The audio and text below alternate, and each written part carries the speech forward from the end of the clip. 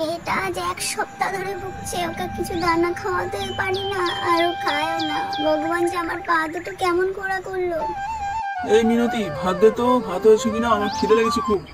আমি জানি তুমি বাইরে থেকে কিছু রোজগার করে আনবে, তাই দিয়ে মেয়েটাকে একটু খাইয়ে সুস্থ করবো। মেয়েটা যে মৃত্যুর সাথে লড়াই করছে, তোমার কোনো খেয়াল নেই? কেমন বাবা তুমি?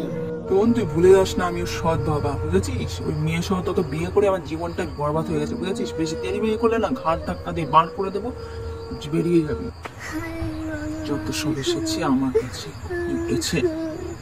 এই মেয়ে ঘুমোচ্ছে, এই ফাঁকে গলা থেকে মেরে মোর তোর জন্য যত যত সংসারে তুই মরে যেত, এখনই পালিয়ে বেরিয়ে যেতাম, নাহলে কেউ দেখে নিতে পারে।